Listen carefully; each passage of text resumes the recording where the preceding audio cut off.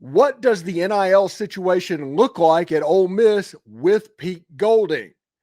We have Walker Jones from the Grove Collective. He's going to answer all of those questions. This is the Locked On Ole Miss podcast.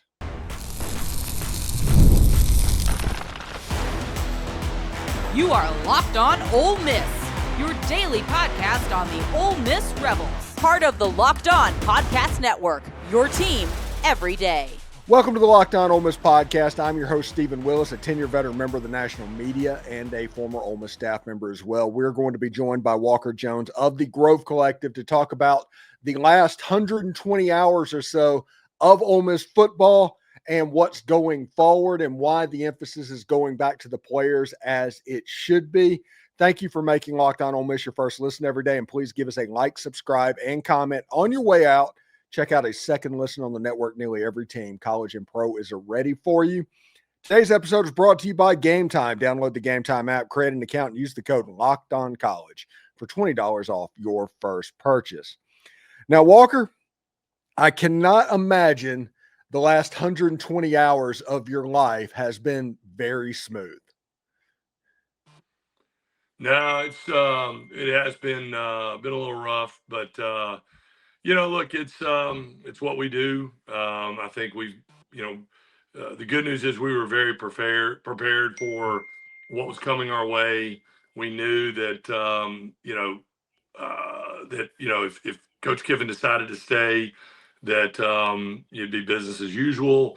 So we were prepared for all the contingencies that could come if he decided not to stay and what that would look like, and in terms of a coaching search, transition, the staff, the roster, National Signing Day, which was Wednesday. I think the planning was all focused around, those contingencies and what do we do if this thing goes the other way. And, to Keith's credit, Keith fought with all he could to hold on to Lane and convince him to stay here. But at the end of the day, I think, Keith realized that, it was time to get the transition in place, and we were prepared for that. And, him and the chancellor did a great job of arriving that decision on Sunday morning. And, once we knew what was happening Sunday morning, it was, hey, plug and play, let's go. We were prepared for this, getting Pete in that chair and supporting him and the staff and the players. So, yeah, it was very chaotic and very hectic. But once we finally knew the outcome on Sunday morning, we were able to execute. So when Pete Golding got elevated to the head coach position, the permanent head coach, was there just, hey, Pete's going to be the guy, he's going to galvanize the locker room and all that, but was it also, what can the Grove Collective, what else can we do? Or is it a case where they might go above and beyond what they were talking to Lane about before? Yeah, I mean, I think we were prepared to, we've obviously got a top 5 roster on campus. We have a lot of those players eligible to come back next year. We've got a great nucleus of returning talent potentially. So we were always prepared, and we had a very well thought out plan for utilizing the revenue share from the university and the supplemental NIL through the collective to give us a very competitive payroll, so to speak. And that was a lot of the calculus with Lane before he left on, hey, here's how we see the roster shaping out. And I think it gives me great peace of mind and others to know that it wasn't for a lack of resources. We were prepared to compete at the highest level like we have been the last 3 years. And I think, some of that doesn't really change, whether it's Lane or Pete, whoever's in that chair. We were going to be prepared to have an infrastructure and a plan to retain and recruit a competitive roster at the highest levels of the SEC. And if you're at the highest levels of the SEC, then you're nationally going to be in a very good spot. So again, we a lot of work had gone into what we thought that roster would cost, what it would look like to retain the nucleus, to have the ability to go into the portal like we've done and be aggressive, and then also shore up National Signing Day with our incoming freshmen. So we were, resources aren't our problem. Infrastructure is not our problem. The wherewithal to navigate this new NIL world is not our problem. We just needed clarity. And we finally got clarity on Sunday morning, and we immediately started to implement the plan. And the one thing that's interesting, over the last 48 hours or so, I've seen graphics put out on Trinidad Chambliss, on Kewan Lacy, and it got me thinking, if Ole Miss wasn't going through this circus that they've been going through for 4 weeks, maybe the attention would have been on these players that Trinidad Chambliss probably potentially could be in New York right now if that didn't happen.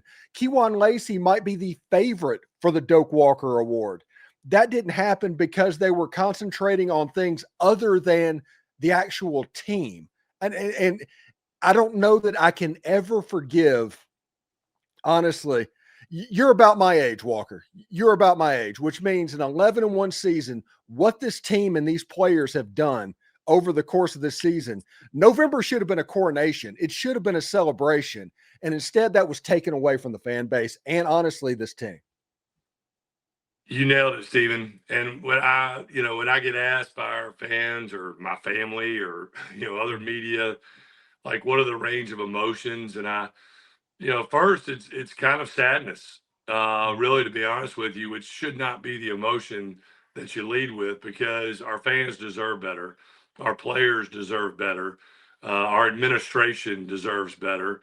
And, to your point, instead of kind of enjoying the fruits of all this labor and support that everybody has consolidated to deliver a 11-1, playoff team, all of that was put on the back burner because of this circus around one man. And, I think that's the real tragedy, the last 3 weeks, is that Kewan Lacy and Trinidad Chambliss and all the other great players on our team who should have been getting a ton of accolades and positive attention instead were subject to questions and concerns and unknowns, and as well as our fan base. And I never really could imagine that we would have the greatest regular season in Ole Miss history and people would be on pins and needles and miserable because of what we were subjected to. And I think that was probably the thing that bothered me the most. Was just the ability to sit here and not talk about being in the Grove 5 days before Christmas and hosting a playoff game, which is what a wonderful thing it's going to be. But now we can finally do that. Now we have the ability to celebrate these players, celebrate these coaches that chose to stay here, and our fans revel in seeing our name get called this Sunday as a top seed and hopefully a home playoff host. So all that stuff's behind us now, and I've turned that sadness and regret and anger to anticipation and happiness.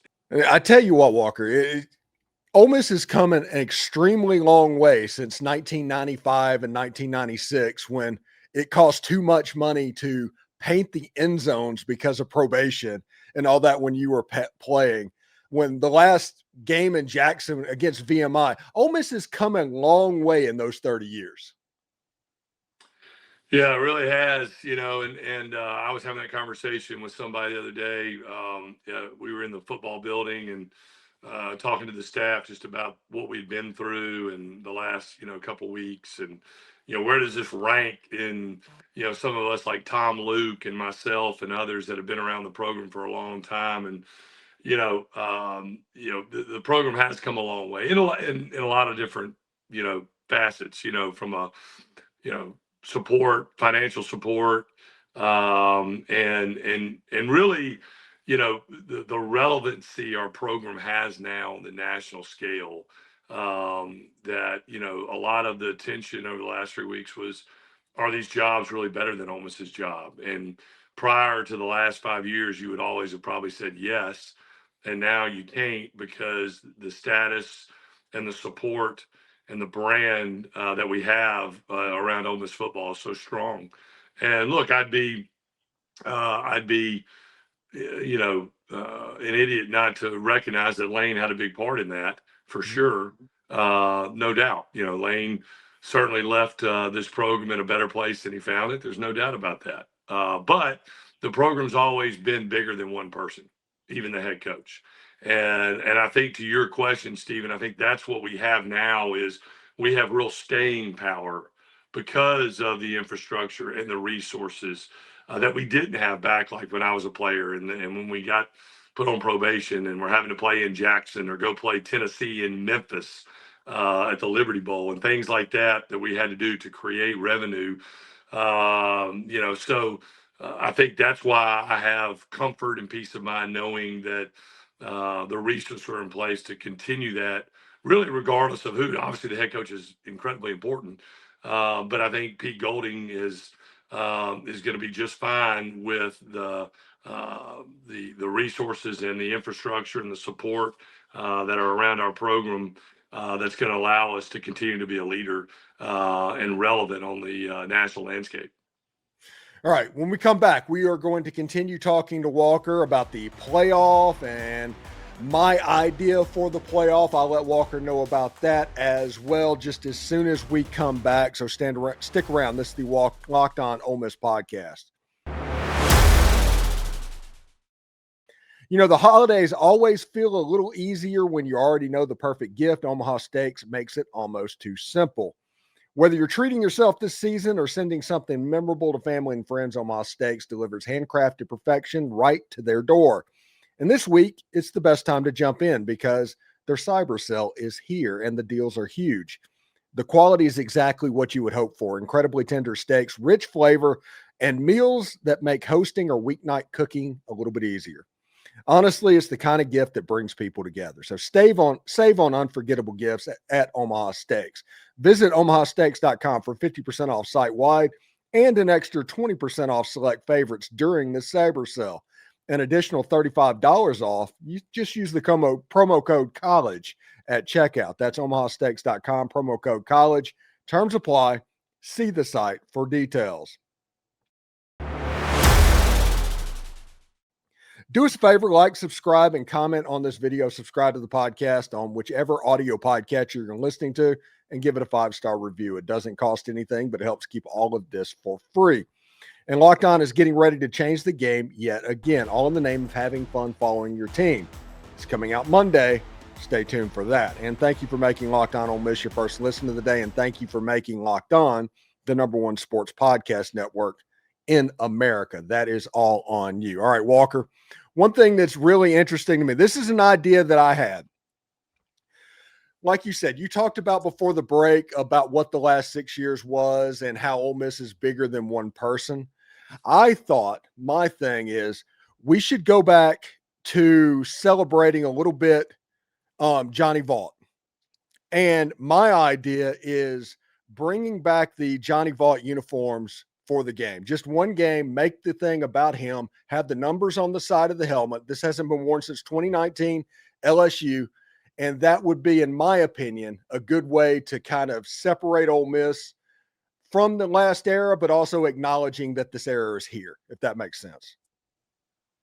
Yeah, I mean, obviously, I'm a traditionalist. I love those uniforms. That was the LSU game in 19, I believe, the Joe Burrow national championship team when John Ray's Plumlee was our quarterback. So I remember that one well. But yeah, I mean, I know I was in the obviously been in the building all week this week, and I know they were talking about uniform combinations for the playoff games and kind of discussing that. So it is top of mind on what our guys are going to want to wear, and we'll see. I think you'll see a different approach now that we have a different head coach in terms of uniforms. So I don't want to give too much away on that, but I think you'll see a different approach that our fans will appreciate. So look, I think those are ideas that are should always be vetted. I mean, anything with John Vaught, Johnny Vaught's going to be something you should pay attention to. And we have great history at Ole Miss. And, I think those are the things, that we're all looking at is how do we kind of turn the page and transition from the last 6 years to what this next regime is going to look like. And, there's no shortage of ideas, yours included, Stephen, that's for sure. What does the Grove Collective have planned for this extravaganza of the playoff? Because I know you've got stuff going on. Yeah, we're going to do some hospitality the week of the game. We're going to have some videos drop here the next couple of days from some former athletes, from Coach Golding, just on how important our membership is and what we do at the collective to support him and the roster. So there'll be some call to action from some of those legendary figures and from our head coach. So be on the lookout for that. And then we'll do some hospitality for our membership the week of the game. We're still kind of working through the planning. One thing it's a little different is, this isn't a home. It is a home game, but it's not a home game. It's a playoff game. So it's a little different from the ticketing and the ability to advertise and do in-game promotion and things like that in the stadium and around it, because it's a playoff game. And so, it's kind of like, remember when the old NIT, when you'd have the NIT would come and you'd play a home NIT game, there were certain things you couldn't do during the game in the arena that you could do for a regular home game. So you got to work through a few of those little issues, and we're doing that with the university and the marketing department. And there will be some hospitality. Yes, there'll be a call to action, but there'll also be a chance for us to give everybody a big thank you with an event pregame, so everybody can enjoy the moment. I mean, I'm just thinking about our Grove Collective set up there with a big old Christmas tree in the middle and maybe some Christmas music blaring and some former players there, and getting ready to watch us play on national TV as one of only 12 teams left. So it gets me fired up thinking about it, and we're going to definitely take advantage of the opportunity. Yeah, it's the biggest sporting event in the state of Mississippi history, is it not? I would think, I would think it would be. I do. I think that it's in the modern era of playoff football. Obviously, no Mississippi team has been in a national playoff game like this, and so I do think it has a chance to be the biggest stage we've had in the state.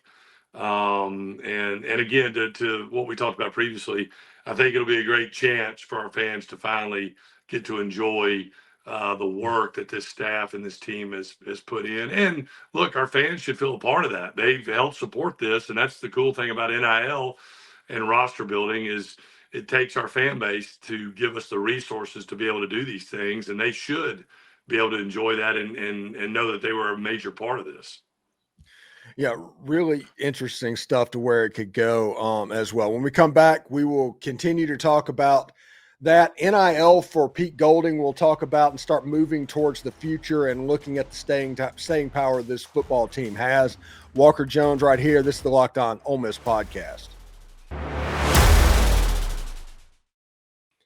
The World Cup is coming back to North America for the first time since 1994, and with 48 teams for the first time ever, it's going to be massive. But let's be honest, getting tickets, that can usually be the hardest part. That's why Game Time is a clutch app. It finally gives the fan real advantage when it comes to snagging seats. With Game Time, you can track price drops in real time, get alerts when great seats open, and buy tickets the moment they hit the app. It puts the power back in your hands and makes going to the World Cup or college football playoff, if we're going to be completely honest, realistic instead of impossible. You pull up the app and the layout makes it so simple to scroll through the matchups and compare the seat views. Pick a game, tap a section, and your tickets are locked in within minutes. No confusion, no hunting for fine print. Take the guesswork out of buying World Cup tickets or college football playoff tickets and every match, concert, or event with Game Time. Download the Game Time app, create an account, and use the code Locked On College. That's all one word, Locked On College, for $20 off your first purchase. That'll come in handy in about 2 weeks. Terms apply. All right, so Walker, we know that the previous coach at Ole Miss before he left said that roster construction and the ability to build a roster that was of his utmost importance, and LSU's deal to him was far superior than everybody else. And nobody necessarily should believe that any more than he got ran off the road in Oxford. But what is the Grove Collective and what is everybody doing to ensure that Pete Golding not just is in a position to succeed, but is in a position potentially to be better than was actually promised to Lane Kiffin? Yeah, look, I think that's a great question. And again, I agree with you. I don't think people need to put a lot of stock in, you know, some of those talking points coming out of Baton Rouge. I think everybody knows probably the real truth behind a lot of this stuff. So, with that, like I said previously, we were very comfortable in the plan that we had for Coach Kiffin, and not only the resources and the dollar figures, but also the implementation of that plan. And I think we've shown for 3 years we know what we're doing, and we do it at a really high level. So, I'll just put that over there that we had a great plan and have a great plan. And now that we've shifted over to Coach Golding, I think he obviously has some different philosophy on certain things in terms of how he wants to build the roster. He's a maniacal recruiter. I think the way he's going to look at things. Will there still be some basic tenets of things that were done previously? Sure. But I think it's a chance for Pete, as we explained to him the last couple of days. Look, this is his roster and his staff, and it's our job, my job, to take that plan that he and his staff put together and go execute it. How they want to build the team, where they want to start, what position groups are of the most importance. And again, I think as with any transition, you see a difference in opinion and a different philosophy on how to run the program, and we're learning that from Pete. The good news is what I would tell our fans is he was not caught by surprise by this. He was not caught by surprise. Coach Golding was prepared.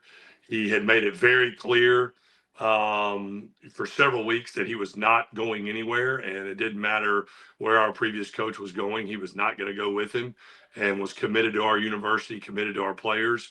And I think because of that, he also prepared himself to be one of the possibilities to take over and inherit that position as the head coach. So he was not caught off guard. And, I've been living in the Manning Center since Sunday, along with Matt McLaughlin from the university side and others, just working on taking his plan or taking his philosophy and then putting it into the plan, and now we're executing.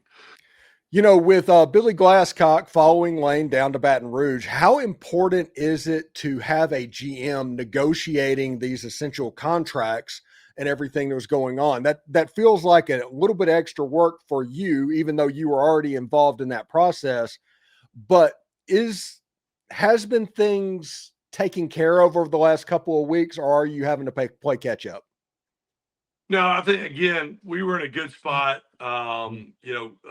and prepared for, what could possibly happen. And we prepared that if, Lane decided to go elsewhere, here would be the plan to take over the personnel and the GM department. So we didn't miss a beat, knowing that we needed to be very proactive with our roster from a retention standpoint, and we needed to be ready for National Signing Day, which was this Wednesday. So this past Wednesday. So, we were prepared. Again, Pete was prepared. Myself and, again, Matt McLaughlin with the university have basically moved into that department and taken that over for the time being. And the good thing about that is that's kind of how we've always done it. We've always been involved. I've always been involved in the player negotiation, dealing with the agents, dealing with the parents, the players. So it wasn't anything new for me or for us. And my commitment to Pete was, look, I'll step in, and we'll shore this thing up, and we know what the priorities are, and that way we don't have to make a rushed hire in a very important position. We can, Pete can really take his time and get it right for who he wants and what he wants in that role. And in the meantime, he's got the peace of mind knowing that we're down there manning the department, along with Matt, with Dante Moncrief, and others, kind of shoring that whole thing up. So we've been there since Sunday night, working on the roster, dealing with the staff, working on signing day, and we've got a really good plan. So we were, again, I think just like everything, we weren't caught off guard. We were prepared. Pete was prepared. Pete's got great confidence in us. We got great confidence in him, knowing what kind of recruiter he is. And we really hadn't missed a beat as it relates to the roster management side of things. All right, I'm going to put Walker on the spot here real quick. And when a situation like this happens, it's an organizational stress test. It's one of those things that you might find yourself surprised to handle it. It might turn out to be better than you expected. Walker, what surprised you most going through this to let you know is like, okay, Ole Miss is going to be okay and everything's going to be fine?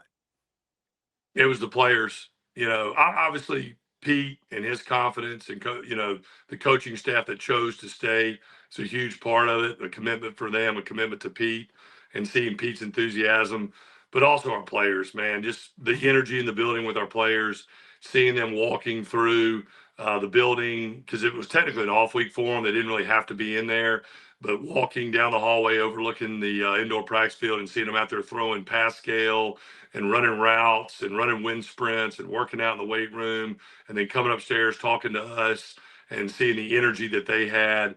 Man, that really lifted you up, seeing that the players, because they're the commodity in this whole thing, and they were the ones that were subjected to a really unfair situation, and just seeing their energy, their emotion, just the feeling in the building, the uplifting of feeling, and a little bit of a kind of us against the world type mentality that the players had, and the relief that they finally had clarity really struck home to me, being a former player.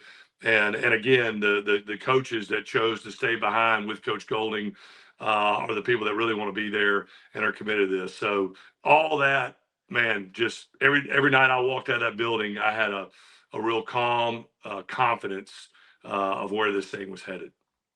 One thing is completely weird.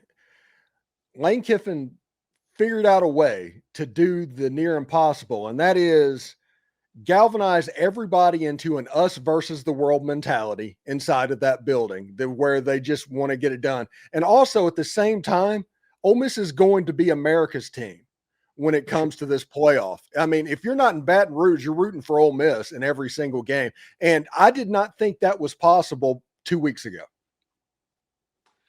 Yeah, I agree. I don't, at one point, somebody made a comment to me like, I've never seen one person at the same time completely pissed off three fan bases. And, I think that just shows kind of the influence that he had and who he is. And, I do think that people will be pulling for us. And again, look, Lane did a great job while he was here. Lane won a lot of games for us. He left the program better than he found it. So, despite the way all of this went down and some of the regret of how it was handled, I do recognize as a former player the work he did to make us relevant on the national scene. I think that needs to be said.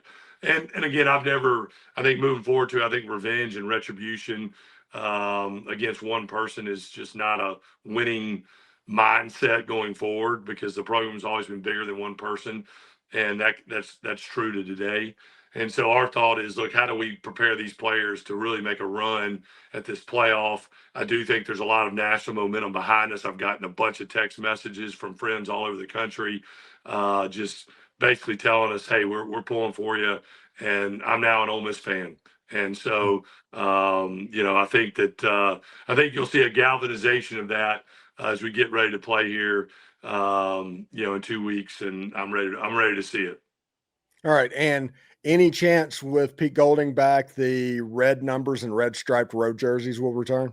I think all that's back on the table. I think he's again, he's got a different philosophy in a lot of areas, and I think all that stuff is on the table, and I think our fans are going to be pleased. That's one thing. Pete's pretty in tune to Rebel Nation, the fan base. And I think you'll see a lot of his messaging is going to be directed at our fans, because I think he feels a connection with our people. All right. Before I let you go, please tell everybody how they can contribute to the Grove Collective and the good that they do for the athletes at Ole Miss. Yeah, go to our website, thegrovecollective.com, hit the join donate page. If you're a member, you can make another one-time gift. You can upgrade your membership to a higher level. If you're a non-member, please join. We have 8 different giving levels that you can join at to be a part of what we're doing. We just, your support is the lifeblood of what we do. And the membership gives us that recurring revenue that we can use to project for roster management and roster retention. And so, really just you can follow us on social media, obviously, and DM me directly if you need to, or our staff, and we'll get back to you immediately. Again, I think we have a very giving-friendly website and membership levels, literally something for everybody. And again, I don't care if it's $1 or $100, every dollar matters because we make that $1 spend like $3. So don't be ashamed, whatever the amount is, it all helps. And, again, you're going to hear some messaging from Coach Golding and our former players around supporting our membership and supporting the collective so we can continue to be a leader on the national landscape, because that's what we've been. And as long as that continues, Coach Golding is going to be successful. Our program is going to be successful, and we got many great days ahead of us. Should be really interesting for everybody. I'm extremely fired up. Walker Jones from the Grove Collective, thank you very much for joining us today, and we'll talk to you again soon, man. Appreciate it, Steven. Always appreciate you, man. Take care. All right. Thank you very much. All right. Thank you for making the Locked On Ole Miss podcast your go-to source for Ole Miss sports. We pride ourselves in offering the most comprehensive perspectives, which is why we're the front door of the university. Don't forget to like, subscribe, and comment on this video. It's absolutely free, and it helps keep the lights on around here. Thank you for making Locked On Ole Miss your first listen today. For your second listen, check out Locked On SEC. Chris Gordy breaks down the best conference in college sports from the rivalries to the championship and every game in between. Find Locked On SEC on YouTube or wherever you listen to podcasts, part of the Locked On Podcast Network, your team every day. Hotty toddy, and remember, we don't have to talk about analytics anymore. So stick around. We'll see you tomorrow.